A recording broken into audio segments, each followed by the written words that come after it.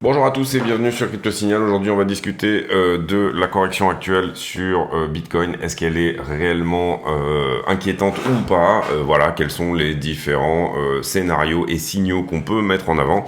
Et puis, on va également parler des élections américaines. Et si on a le temps, on ira faire un tour du côté du CPI. Est-ce que ce CPI va être haussier ou pas? Voilà, ça va être les principaux sujets de la vidéo d'aujourd'hui. On passe en partage d'écran. J'en profite pour dire à ceux qui le souhaitent de ne pas hésiter à s'abonner, activer la cloche des notifications, venir nous rejoindre sur le Discord dont le lien est en description de la vidéo et mettre un like, c'est important, voilà, mettre un petit like pour pousser l'algorithme de la chaîne et également ne pas hésiter à commenter si jamais le contenu vous plaît ou ne vous plaît pas.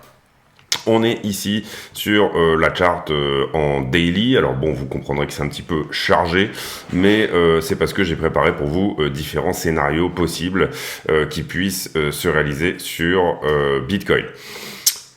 On a ici un rejet par cette droite jaune. Vous le voyez, il est juste là. Cette droite jaune correspond à la ligne de coup d'une épaule tête-épaule qui date depuis un certain moment, qui nous avait un petit peu sauvé la vie ici, et puis là on l'a perdu à ce moment-là. Et quand on calcule la target d'une épaule tête-épaule, vous voyez là ici c'est épaule gauche, la tête et l'épaule droite, d'accord ? Elle est un petit peu penchée déjà, c'est un des signaux qui pourrait faire dire qu'elle n'est pas extrêmement valide. C'est effectivement une résistance, mais elle est penchée de l'ordre de 16%. En général, on cherche plutôt du 10% sur ce qui est des épaules tête-épaule maximum. Voir une épaule tête-épaule à plat pourra beaucoup mieux nous dire qu'elle est plus ou moins valide. Mais néanmoins, si on accepte, on va dire, si on prend des libertés par rapport au target, vous voyez que ici on prend donc de la ligne de coup à la tête et on la reporte au point de cassure et ça nous donne effectivement cette zone d'achat ici que je vous donnais qui se trouve autour des 14 000 $ environ, quelque part par là. On a également en figure chartiste de celles qui sont bear, ce flag ici, que vous voyez là, ici c'est un flag, bear flag, et là quand on reporte le mât au point de cassure, ça nous donne à peu près la même target, c'est-à-dire ici, si je prends le mât dans son ensemble, reporté au point de cassure, mais en haut du drapeau, on a aussi une target autour des 14 000. Ça, c'est les deux choses importantes à comprendre. On a également ici quelque chose qui pour l'instant tient, qui est également une épaule tête-épaule en formation qui pourrait avoir une target équivalente, c'est-à-dire autour des 13-14 000. Et puis, on a voilà, diverses figures chartistes, on va dire, qui pointent ici vers le bas. Donc, ce rejet par la ligne de coup de cette épaule tête-épaule là n'est pas une bonne nouvelle. Maintenant, si on passe en time frame plus petite, et on va passer même en time frame très petite ici. Il est possible qu'on soit en train de dessiner un bear flag ici en petite time frame ou un biseau qui éventuellement nous ramènerait au 19,5 dans un futur proche. Donc, on va suivre vraiment ici en 15 minutes toute cette petite structure. Ici, vous voyez qu'on avait flagué, ça nous a descendu en bas, même si on avait une target qui était beaucoup plus petite ici. Et là, on avait fait un flag également et ça nous avait ramené dans l'autre flag suivant. Qu'est-ce qu'on a essayé de maintenir pendant cette baisse qui a eu lieu cette nuit?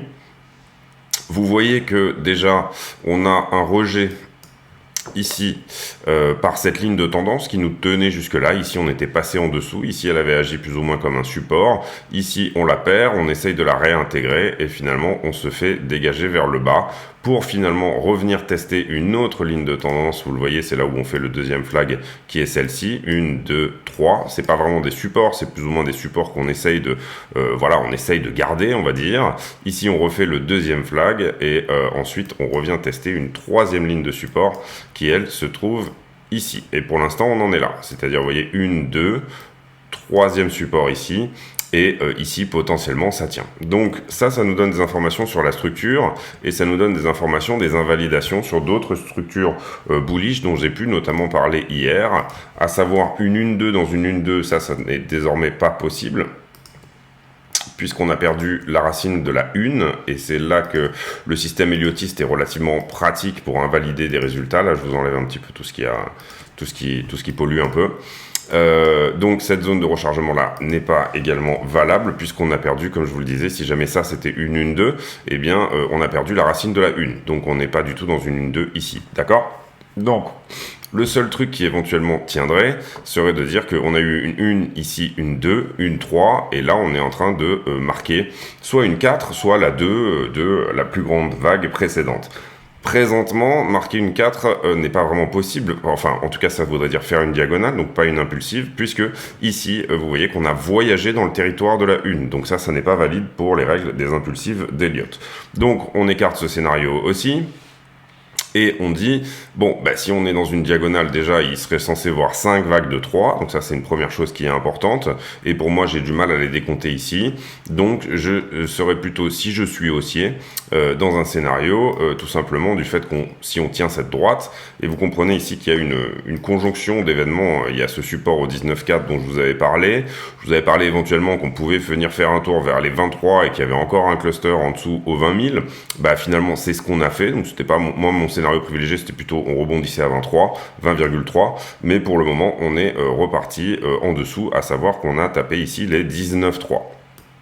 Donc concrètement, si ici on estime que on reste haussier, et si on fait fi de ce bear flag dont je vais vous parler tout à l'heure, eh bien ça veut dire que tout simplement, ici on a eu une 1, une 2, une 3, une 4, une 5, d'accord? Je vais vous la dessiner pour que vous compreniez mieux.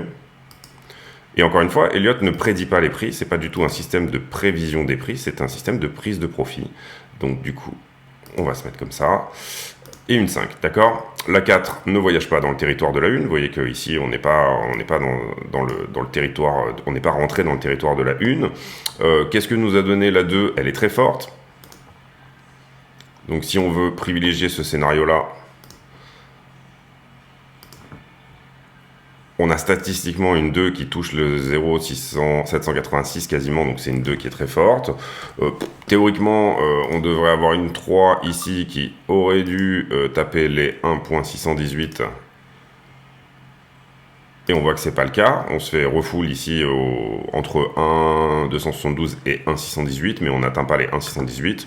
Bon, donc déjà, elle est pas très académique, on va dire, cette impulsive. Et on devrait avoir une 4, théoriquement, comme la 2 était forte, qui soit faible, à savoir 0,382. On est plutôt entre le 0,382 et le 0,5. Donc ça pourrait tenir en termes de proportion. Maintenant, si on regarde les objectifs de la 5, ici, et même il faudrait faire comme ça, puisqu'on n'a pas touché réellement le 1,618 pour la 3, on s'attendrait à une 5 qui vient toucher les 100%, et vous voyez que là ici c'est pas du tout le cas, on a fait une 5 qui est tronquée, qui touche à peine le 0,5. Donc pas très académique en termes de statistiques si on doit chercher une impulsive ici. Néanmoins, pour ceux qui veulent jouer ce scénario, eh bien on aurait à ce moment-là un objectif pour une 2 plus grande, c'est-à-dire que tout ça était une grande 1, qui serait un rebond entre les 0,5 et les 0,618 de Fibonacci. Et là, en l'occurrence, on est dedans. Donc pour ceux qui sont dans ce scénario, on aurait ici un rebond tout à fait logique au 0,618. Et vous voyez que voilà, le prix est venu faire son petit tour dans cette zone-là. Et si on part sur une 2 d'Elliott à ce stade-là, et si vraiment on considère que cette vague est finie, ce qui n'a pas l'air d'être le cas dans la structure, mais bon, des fois, hein, vous savez, c'est... eh bien, si on considère que cette 2 est finie, on aura un objectif pour la 3, la grande 3 qui est en train de se dessiner. Donc là, je vous prends le bas, le haut de la 1, d'accord? Et on va chercher le bas de 2. De 1,618, c'est-à-dire ici en l'occurrence les 25 000 $. Personnellement, ce scénario tient, mais il est quand même relativement remis en cause par certaines, on va dire, libertés statistiques qu'on peut prendre par rapport à ce type de scénario. Donc un Elliotiste aurait tendance à ne pas forcément jouer ce type de scénario, sauf à dire que, comment dire... il a une structure plus grosse qui lui valide potentiellement voilà, cette structure-là. Le dessous des comptes est possible, on va dire, il n'est pas très académique, mais voilà. Comme vous le savez, pour le moment, moi, l'idée d'une flat régulière ici, c'est-à-dire que tout ça est une 4 qui du coup va essayer de venir chercher des objectifs autour des 25-26 000 $. Pour le moment, ça tient. Voilà, donc cette correction, elle est certes... elle est là, mais il n'y a pas de plus bas qui sont perdus ou quoi que ce soit, donc on l'invalidera au moment où on l'invalidera, c'est-à-dire quand on sera sous les 18 134 $ et potentiellement même quand on perdra les 17 636, c'est un très bon point d'invalidation pour cette figure. Donc en termes de risk management, le ratio est plus ou moins correct au sens où, admettons que vous ayez pratiqué un point d'entrée ici autour des 18,7. Vous avez un stop loss qui se trouve du coup sous le plus bas ici précédent. Donc moi personnellement je le mettrai par ici. Vous avez une cible qui se situe à peu près à 25 000 $. Vous êtes toujours dans votre trade. Vous avez un ratio risque-récompense de 3,84, ce qui est relativement excellent pour ce type de scénario. Sachant que le scénario ici étant que la structure nous amène à penser qu'on va revenir tester ce plus haut là. Donc ça voilà, ça c'est important de le comprendre. Déjà on a des targets baissières et les targets baissières principalement, moi j'aurais tendance à les réactiver quand on perdra cette droite jaune ici. Vous voyez qu'on l'a tenue ici tout le long et vous voyez que ce faisant, il se pourrait qu'on soit en train de dessiner une sorte de triangle. D'accord, qui nous donne lui-même également une nouvelle target baissière s'il casse, je vous rappelle que là il n'a pas cassé, mais qui lui nous donnera un pivot de notre stratégie plutôt vers du short, avec ici une amplitude de la figure reportée au point de cassure, et vous allez voir que c'est assez violent. Reporté au point de cassure, donc un triangle ça se calcule comme ça. Si jamais on perd la droite jaune ici, on aura une target qui sera autour des 12 297 $. Donc on a pas mal de choses qui pointent vers le bas, on a pas mal de choses qui pointent vers le haut, c'est-à-dire la structure pointe plutôt vers le haut, le chartisme pointe plutôt vers le bas. À partir de là, le momentum en weekly, on l'a suffisamment étudié cette semaine pour pouvoir dire qu'il est plutôt bon. Puisque certes on a un stochastique qui effectivement est en haut, mais on a cette divergence haussière, on est toujours en point d'achat sur le Cypher, là la VWAP se rapproche du zéro, donc attention. Ici on a une trend de RSI qui est sur résistance, donc attention également. Ici on a un léger pâlissement du MACD, mais la semaine n'est pas finie, mais attention quand même à ça aussi. Et puis, on a pas mal de choses en gros qui nous disent attention, mais regardez, par exemple ici, on avait un RSI stochastique qui était à 100, et celui qui aurait vendu sur un RSI stochastique à 100 se privait quasiment de la moitié du mouvement. Donc vous comprenez que c'est un jeu ici où il faut bien évidemment avoir tout simplement un bon risk management, et là, en gros, il faudrait plutôt agir en trailing stop sur ce type de mouvement que d'agir, vous l'avez compris, eh bien je sors dès que le RSI est à 100%. Donc ça c'était pour les petites structures, c'était pour l'héliotisme, on a déjà fait un bon petit moment là-dessus, mais je voulais quand même faire un gros point là-dessus pour vous montrer un petit peu l'idée. Le concept ici, et vous l'aurez compris, n'est pas de prévoir les prix, le concept est d'avoir un scénario simple qui vous dit, bon là pour l'instant je suis en long parce que le ratio est excellent, j'ai risqué une petite partie de mon capital, que ça soit sur une alt ou sur Bitcoin, d'ailleurs c'est même pas la question, sur ce scénario, et donc du coup pour le moment il tient, je n'ai pas mes invalidations, donc je reste dans mon trade. Et sur Ether, on a à peu près la même idée.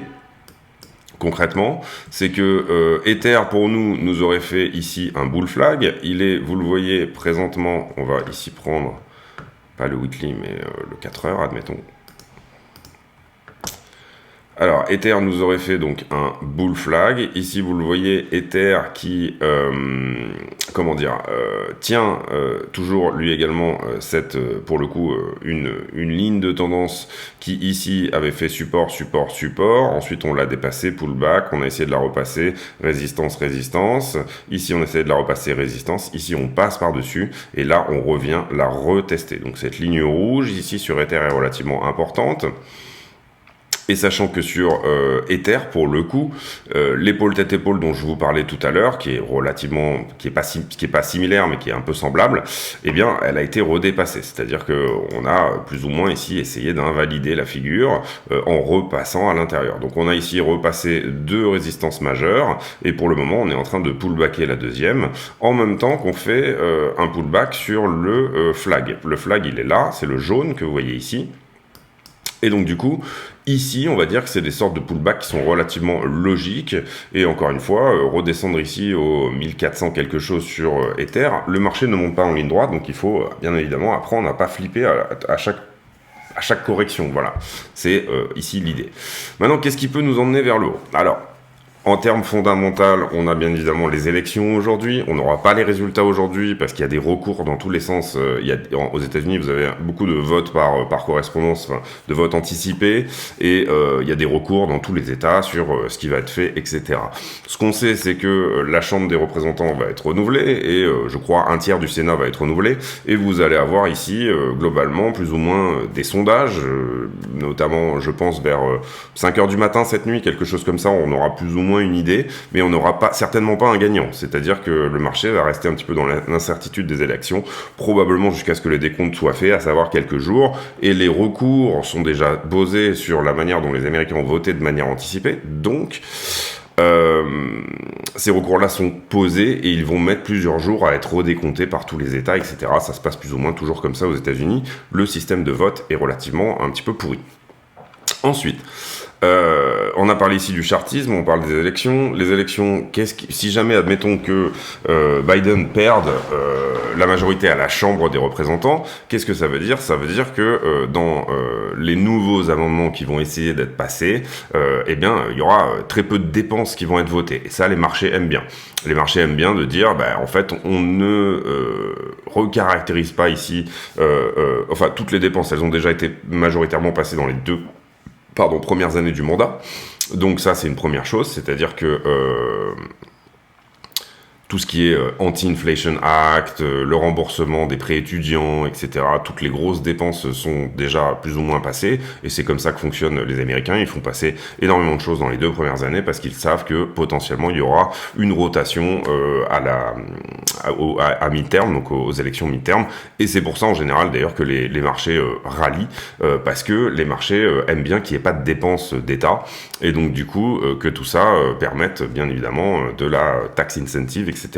Donc si jamais effectivement Biden perd la Chambre des représentants, à ce moment-là c'est plutôt une bonne nouvelle pour les marchés, au sens où on sait que toutes les nouvelles dépenses vont être contestées systématiquement, etc. et plus ou moins ne passeront pas.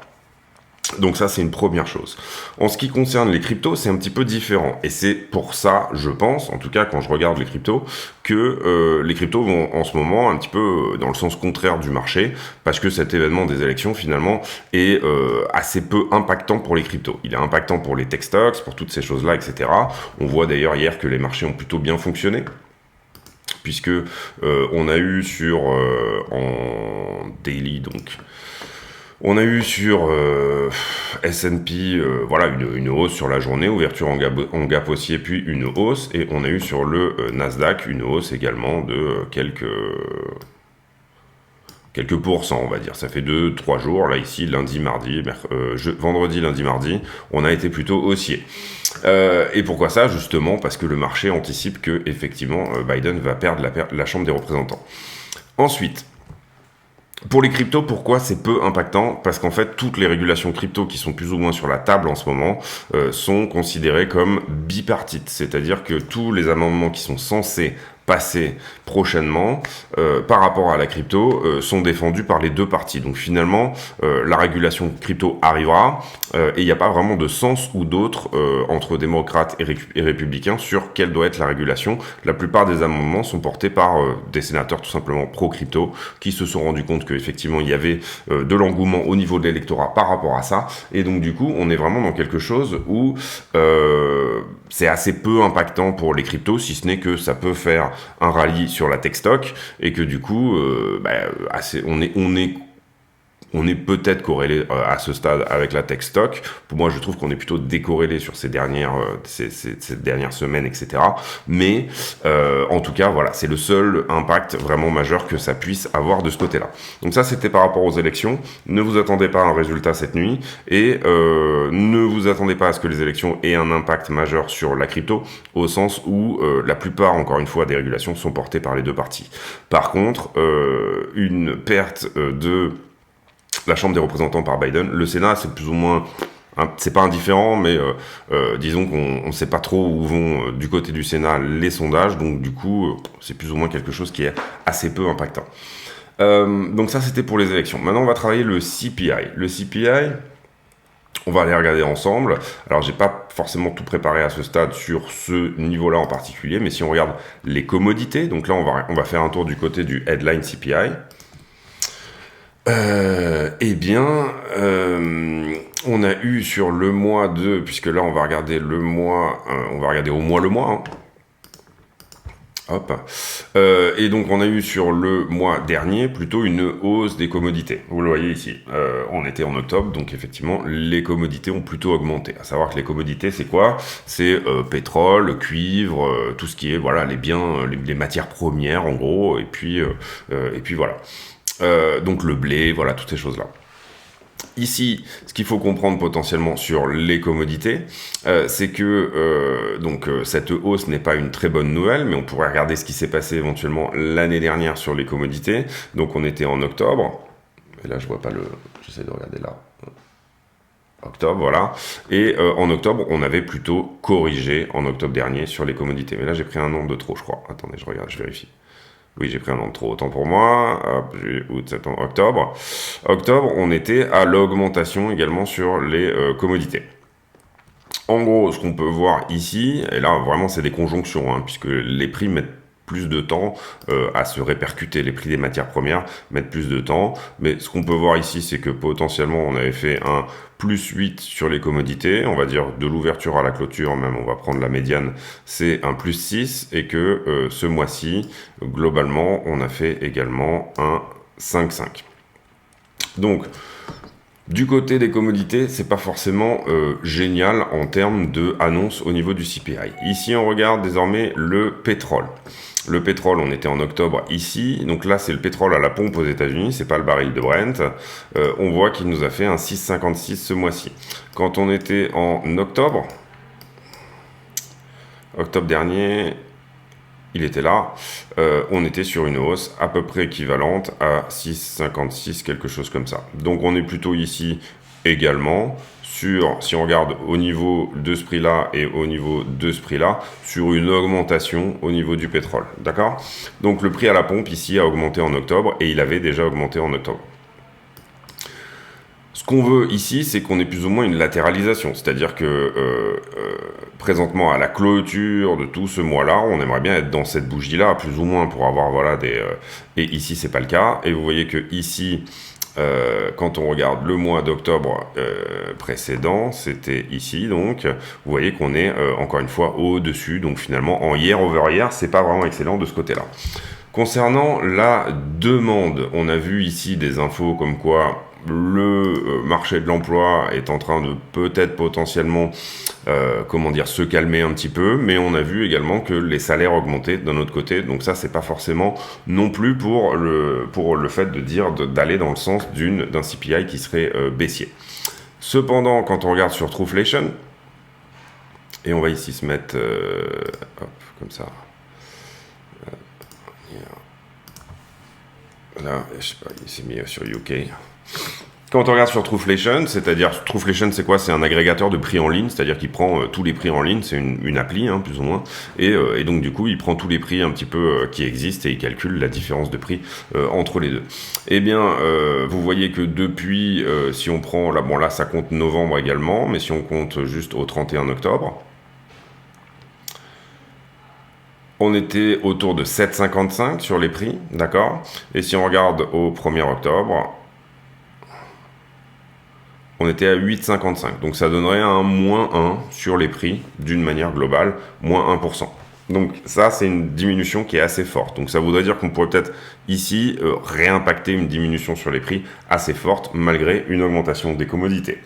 Donc, qu'est-ce que ça veut dire concrètement si on devait plus ou moins faire une analyse de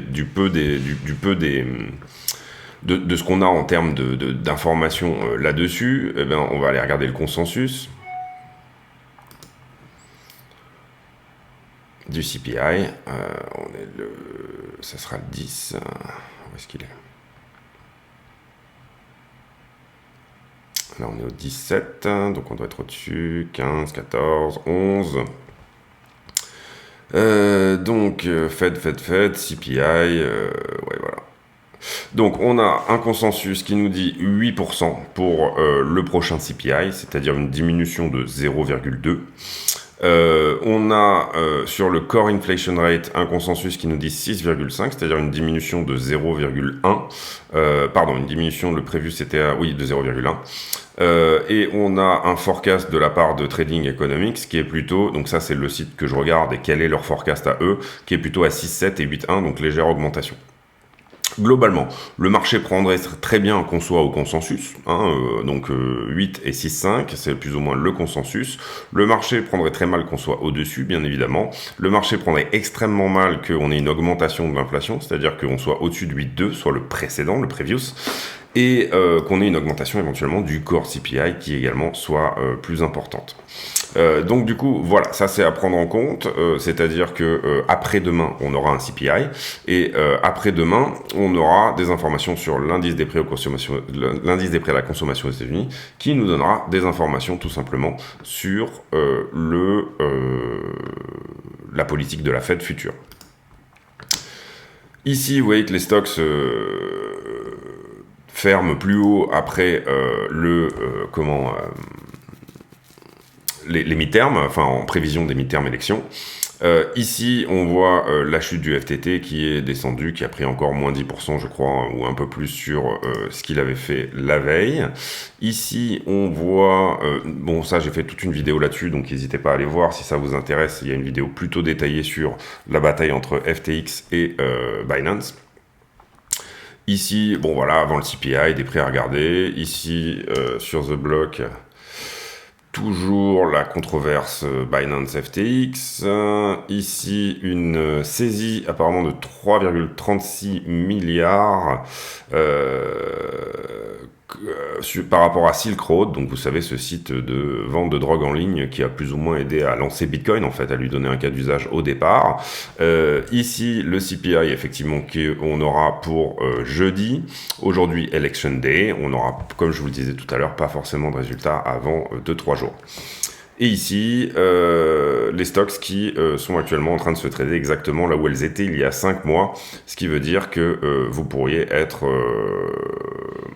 on va dire, que de plus gros gains pourraient être mis à mal. Donc, on a fait tout ça, on a fait l'analyse de l'inflation, qui est certes un petit peu, comment dire, incomplète, j'en conviens, mais difficile ici de dire, vous voyez, au niveau du blé, on est quand même à des niveaux supérieurs par rapport au niveau de là où on pouvait être il y a quelques moments. Ce qu'il faut réfléchir ici, c'est on a eu quand même 2 contractions du GDP, donc on a eu forcément ici un petit peu une baisse de la demande. Le GDP après est reparti, on est à peu près avec un GDP à 0. Bref, c'est assez compliqué ici d'arriver à prévenir de ce que va donner l'inflation, mais c'est plutôt facile de comprendre ce que va faire le marché si jamais on est ici dans un moment où tout ça se calme un petit peu. Ensuite, on va faire le sentiment, et là ça va être relativement intéressant. Qu'est-ce qu'on a liquidé dans les dernières 24 heures? Vous le voyez, 339 millions. Donc on est allé chercher cette poche de liquidité sous les 20 000. 85 millions ont été liquidés sur Ethereum. 69 millions sur Bitcoin, donc encore une fois plus d'open interest sur Ethereum que sur Bitcoin, et bien évidemment étant donné que le prix a descendu, on a plutôt liquidé des longueurs. Carnet d'ordre, on va regarder un petit peu aujourd'hui ce que ça dit. Alors, carnet d'ordre, vous le voyez, on n'a pas d'ordre de vente qui se sont faxés pour le moment dans cette zone. Le prix a baissé, mais on n'a pas d'ordre de vente. On affile ici des ordres d'achat, 300 bitcoins ici, 100 bitcoins ici, 300, on a à peu près 1000 bitcoins qui ont changé de main sur Binance en tout cas. Là, je suis bien sur Binance, oui. Et on a quelques ordres d'achat qui se sont rajoutés depuis. Ici, vous voyez que ça s'est densifié à l'achat juste en dessous. Attention encore une fois à ce potentiel flag, il faudra vraiment ici faire attention à ça. Si on regarde les liquidités sur BTC, eh bien, qu'est-ce qu'il s'est passé? On a pris ici tous ces niveaux-là. Donc intéressant de voir qu'on a quand même joliment nettoyé en bas, et notamment joliment nettoyé cette grosse barre que vous voyez là qui était au 20,3. Avant ça, on a pris ce niveau-là. Et depuis, qu'est-ce qui s'est passé? On a eu ici un épisode de short. À partir de là, il a déjà été nettoyé. On a eu un gros épisode de short ici. Même si l'open interest augmente pas, donc on va le compter comme un petit épisode ici. C'est plutôt du deleveraging des longues que des ouvertures de nouveaux shorts, mais il y a eu des shorters dans ce mouvement. On a eu un joli épisode de short également. J'enlève ces niveaux-là. On a eu un joli épisode de long à partir d'ici, mais vous voyez qu'il a été tout de suite nettoyé. Et on a eu un joli épisode de short à partir d'ici. Ici. Ensuite, on est fortement shorté et le prix recommence à longuer. À partir de là. Voilà. Donc l'idée ici, vous le voyez, c'est qu'on a énormément nettoyé des longueurs qui nous gênaient un petit peu. Le prix est même descendu en dessous de cette borne rouge là. Et donc du coup, on est revenu chercher au niveau open interest plutôt la borne basse, c'est-à-dire les 5,74 milliards. Et ici, on a tendance à déleverager, je vous le rappelle, autour des 7,5 milliards. On a rajouté ça. Pour le moment, on a des choses à prendre encore en dessous, bien évidemment. Mais on a aussi une jolie poche qui est en train de se créer au-dessus. Donc ça, c'est sauvé. On passe sur Ethereum. Perp.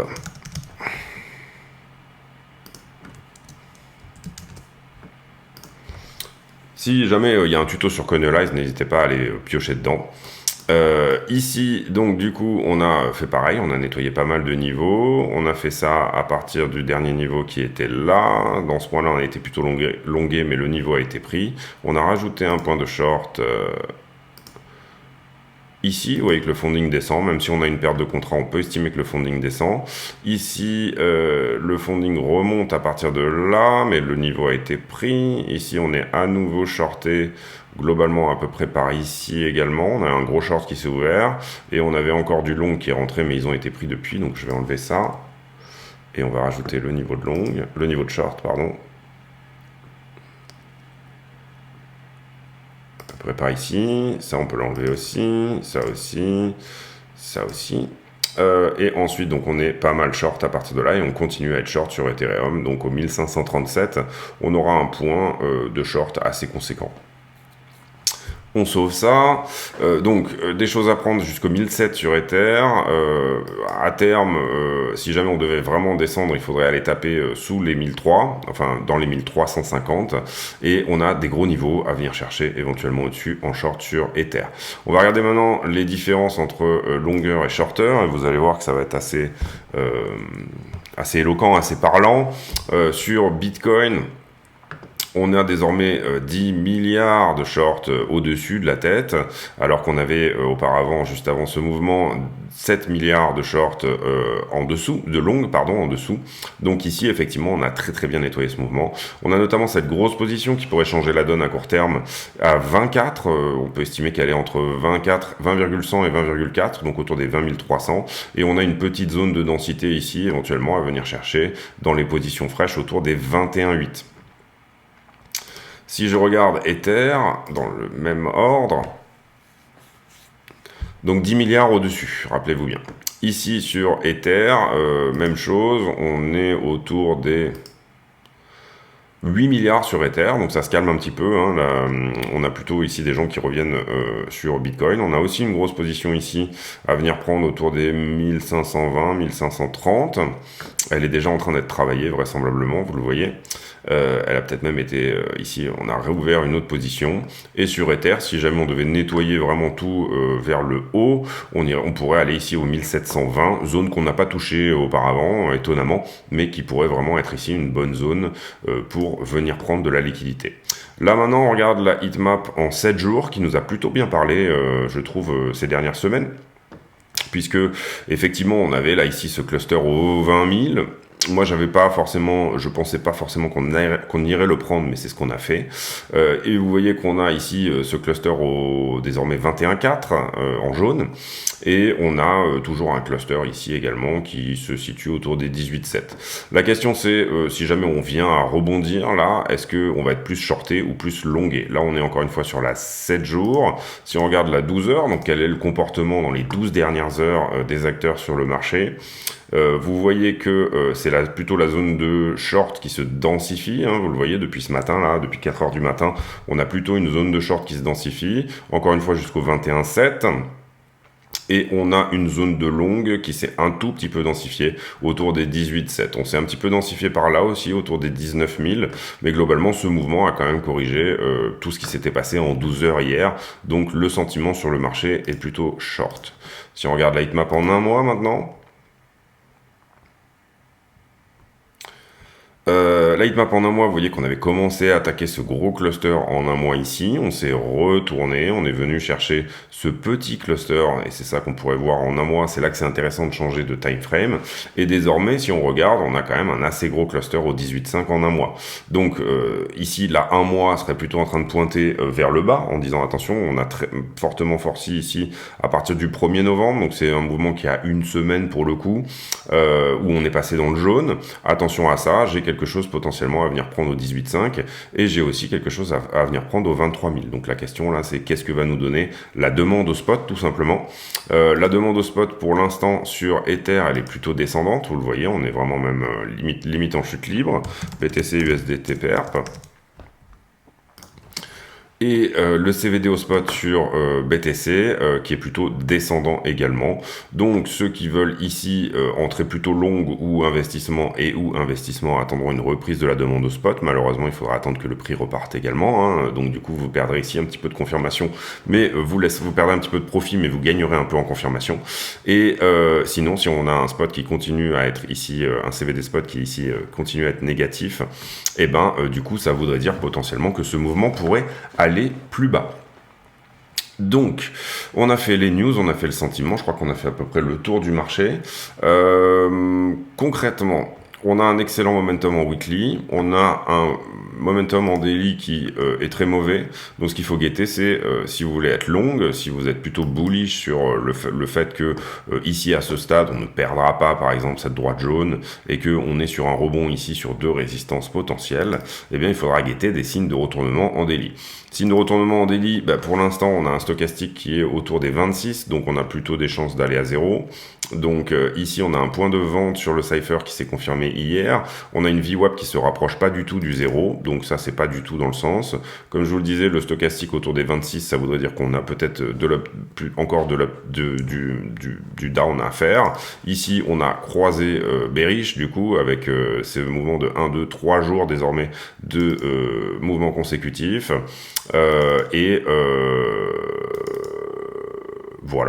Voilà globalement. Si on passe en 3 jours, on est plutôt en latéralisation, je trouve, sur les 3 jours, avec effectivement cette vague ici qui n'est pas forcément encore fermée, un stochastique qui est en haut, mais qui est pour le moment autour des 70, et globalement ici, vous voyez un mouvement qui, tous les 3 jours, repallie, revient, donc ça marquerait plutôt ici une forme d'indécision sur le marché. Voilà pour cette analyse sur BTC. Personnellement, moi j'aime bien faire dire mon avis en fin de vidéo, et ça vaut le coup de se mouiller, je trouve, parce que sinon ça sert à rien de faire des vidéos. Mon avis, c'est que on est, je trouve, quand même ici sur une correction assez conséquente, bien évidemment, en une journée, en quelques jours, en 3 jours, vous l'avez vu, la bougie en 3 jours, on a énormément perdu. Néanmoins, pour le moment, cette tendance croissante est plutôt en train de tenir. Si je devais ici garder le 1 jour déjà tout simplement, vous voyez qu'on a ici des plus bas qui restent de plus en plus haut. Je pense que je commencerai à vraiment me dire que ça sent le roussi si jamais on perdait les 18,6. Déjà dans un premier temps, ça remettrait en compte une bonne partie de la structure.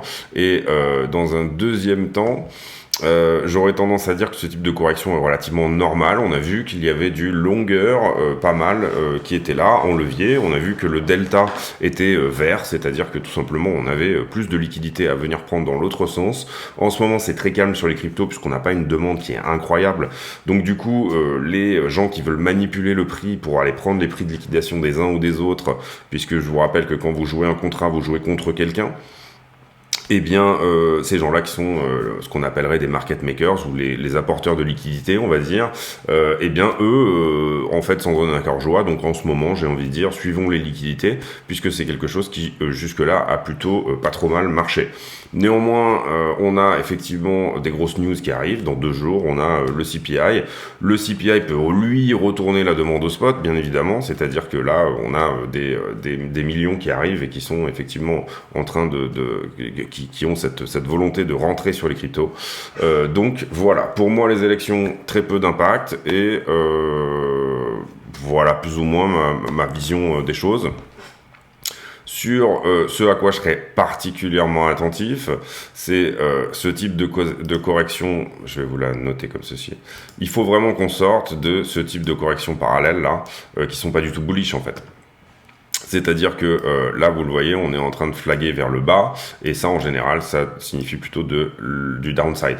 Donc, descendre en bas. Ça veut dire ici, eh bien, moi, ce que je cherche, c'est plus ou moins déjà péter cette droite et avoir ce fameux mouvement impulsif. Si on l'a pas dans les prochains jours, et si le CPI, par exemple, est mauvais, etc., étant donné qu'on a eu un Jérôme Powell qui a été extrêmement hawkish au dernier FOMC, etc. On a quand même ici pas mal de choses au niveau fondamental qui sont relativement dégueulasses, mais ce qui représente aussi les meilleurs moments pour recharger. Donc voilà, moi personnellement, j'ai rechargé un tout petit peu sur ce dip sur Polkadot, d'ailleurs une alt que je trouvais que la structure était bien, etc.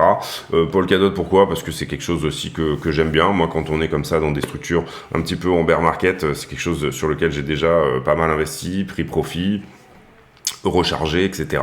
Donc voilà, tous ces projets un petit peu, et vous le savez aussi, moi je suis extrêmement bull à moyen terme sur Ethereum, donc du coup, effectivement, je trouve que avoir ici pas mal de layer 2 et à hauteur de à peu près effectivement une proportion qui est un peu disproportionnée sur mon capital, mais qui correspond à ma conviction. Eh bien, du coup, voilà, j'ai repris encore une fois un peu plus de layer 2 sur Ether. Eh ben, je pense que c'est tout pour moi aujourd'hui. Je vous souhaite à tous une très bonne journée. Vidéo un petit peu longue, mais on a parlé de beaucoup de choses. On a parlé d'héliotisme, on a parlé des élections et on a parlé du CPI. Encore une fois, l'idée étant que vous fassiez une propre idée, tout simplement en utilisant mes outils. Je cherche pas à vous vendre mes scénarios, mais je cherche à vous montrer pourquoi j'ai tel ou tel scénario plutôt que tel autre. Pour moi, cette espèce de FUD, FTX, etc. est une opportunité plus que un danger. Néanmoins, bien garder, bien évidemment, un œil sur la structure en 15 minutes, etc. Et bien guetter que effectivement on ait ces fameux rebonds de liquidité qui nous permettent finalement à chaque fois de reprendre un cran.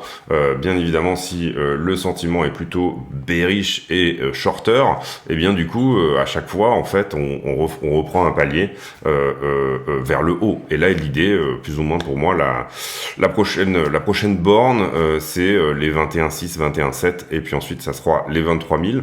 Si jamais on perd ces bornes et qu'on laisse gagner ces liquidités là, eh bien ça voudra dire que effectivement il y a une vente au spot. Mais pour le moment, la demande m'a l'air plutôt solide en termes, en tout cas les holders ont l'air de plutôt pas trop mal holder et le prix est fait plus par des bitcoins à court terme qu'autre chose. Voilà, je vous souhaite à tous une très bonne journée. J'espère que cette vidéo vous a plu. Si c'est le cas, n'hésitez pas à vous abonner, activer la cloche des notifications, venir nous rejoindre sur le Discord, dont le lien est en description de la vidéo. Et bien évidemment, mettre un like, c'est important, et éventuellement un commentaire d'encouragement. J'ai pour habitude en fin de vidéo de demander aux abonnés de mettre un commentaire à la con, c'est-à-dire un commentaire qui n'a rien à voir avec le prix du Bitcoin. Et le commentaire du jour sera: est-ce que vous êtes souris sans fil ou souris filaire? Ça sera la question à la con du jour. Je vous laisse là-dessus, je vous souhaite à tous une très bonne journée et à demain pour une nouvelle météo sur le Bitcoin. À bientôt.